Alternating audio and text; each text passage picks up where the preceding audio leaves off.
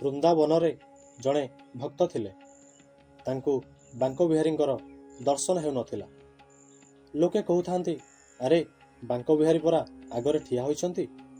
କିନ୍ତୁ ସେ କହୁଥାନ୍ତି, ଭାଇ ତୁମେ କହିଲେ କ'ଣ ହେବ, ମୋତେ ତ ଦେଖାଯାଉନାହାନ୍ତି। ଏହିପରି 3 ଦିନ ବିତିଗଲା, ହେଲେ ଦର୍ଶନ ମିଳୁନଥାଏ। ସେହି ଭକ୍ତ ଜଣକ ଭାବିଲେ, ଆଉ ବଞ୍ଚିକି ଲାଭ କ'ଣ? ସମସ୍ତଙ୍କୁ ଦର୍ଶନ ମିଳୁଛି, ମୋତେ ଦର୍ଶନ ମିଳୁନାହିଁ। ମୁଁ ବଡ଼ ପାପୀ, ତେଣୁ ଠାକୁରେ ମୋତେ ଦର୍ଶନ ଦେଉନାହାନ୍ତି। ଏପରି ବଞ୍ଚିବା ଅପେକ୍ଷା ଯମୁନାରେ ଡେଇଁ ମରିଯିବା ଭଲ। ଏପରି ବିଚାର କରି ରାତିରେ ସେ ଯମୁନାକୁ ଯିବା ପାଇଁ ବାହାରିଲେ। ଯମୁନା କୂଳରେ ଜଣେ କୁଷ୍ଠରୋଗୀ ଶୋଇଥିଲା। ଭଗବାନ ତାକୁ ସ୍ୱପ୍ନରେ କହିଲେ, ବର୍ତ୍ତମାନ ଏବାଟେ ଯେଉଁ ଲୋକଟି ଆସିବ, ତୁ ତାର ଗୋଡ଼ ଧରି ପକାଇବୁ। ତା କୃପାରୁ ତୋର କୁଷ୍ଠରୋଗ ଭଲ ହୋଇଯିବ। କୁଷ୍ଠରୋଗୀଟି ନିଦରୁ ଉଠି ବସି ପଡ଼ିଲା। ଭକ୍ତ ଜଣକ ସେହି ବାଟ ଦେଇ ଗଲାବେଳକୁ କୁଷ୍ଠରୋଗୀଟି ତାଙ୍କ ଗୋଡ଼କୁ ଜାବୁଡ଼ି ଧରିଲା ଏବଂ କୁଷ୍ଠରୋଗ ଦୂର କରିଦିଅ ବୋଲି କହିଲା। ଭକ୍ତ ଜଣକ କହିଲେ, ଆରେ ଭାଇ, ମୁଁ ବଡ଼ ପାପୀ, ଠାକୁର ମୋତେ ଦର୍ଶନ ଦେଉନାହାନ୍ତି। ଯେତେ ପ୍ରକାର କହିଲେ ବି ସେ ଛାଡ଼ିଲା ନାହିଁ। ଶେଷକୁ କୁଷ୍ଠରୋଗୀଟି କହିଲା, ମୋର କୁଷ୍ଠରୋଗ ଦୂର ହୋଇଯାଉ ବୋଲି ତୁମେ ଖାଲି କହିଦିଅ। ଏପରି ଯୋଗ୍ୟତା ତାଙ୍କର ନାହିଁ ବୋଲି ଭକ୍ତ ଜଣକ କହିଲେ।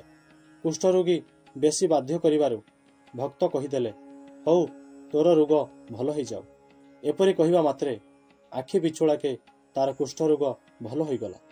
ତାପରେ ସେ ସ୍ୱପ୍ନର ସବୁ କଥା କହିଲା। ଏହା ଶୁଣି ଭକ୍ତ ଜଣକ ସେଦିନ ମରିବେ ନାହିଁ ବୋଲି ସ୍ଥିର କରି ଫେରି ଆସିଲେ। ଫେରି ଆସିବାରୁ ଭଗବାନଙ୍କର ଦର୍ଶନ ମିଳିଲା। ସେ ଠାକୁରଙ୍କୁ ପଚାରିଲେ, ପ୍ରଭୁ, ଆଗରୁ ତୁମେ ଦର୍ଶନ ଦେଉନଥିଲ କାହିଁକି?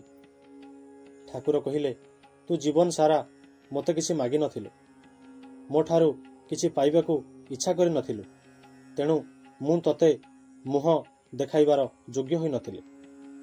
ଏବେ ତୁ ତାର କୁଷ୍ଠରୋଗ ଭଲ ହୋଇଯାଉ ବୋଲି କହିବାରୁ ମୁଁ ତୋ ଆଗରେ ମୁହଁ ଦେଖାଇବାର ଯୋଗ୍ୟ ହୋଇଗଲି। ଏହାର ଅର୍ଥ ହେଲା, ଯିଏ ଭଗବାନଙ୍କ ଠାରୁ କିଛି ଚାହେଁ ନାହିଁ, ଭଗବାନ ତାର ଦାସ ହୋଇଯାଆନ୍ତି।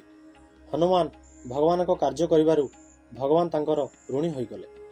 ସେବା କରୁଥିବା ବ୍ୟକ୍ତି ବଡ଼ ହୋଇଯାଏ ଏବଂ ସେବା କରାଉଥିବା ବ୍ୟକ୍ତି ଛୋଟ ହୋଇଯାଏ। କିନ୍ତୁ ଭଗବାନଙ୍କୁ ଓ ତାଙ୍କର ପ୍ରେମୀ ଭକ୍ତଙ୍କୁ ଛୋଟ ହେବାରେ ଲାଜ ମାଡ଼େ ନାହିଁ। ସେ ଜାଣିଶୁଣି ଛୋଟ ହୁଅନ୍ତି। ଛୋଟ ହୋଇଥିଲେ ମଧ୍ୟ ସେମାନେ କଦାପି ଛୋଟ ନୁହନ୍ତି ଏବଂ ବଡ଼ ପଣିଆର ଅଭିମାନ ସେମାନଙ୍କ ଠାରେ ନଥାଏ।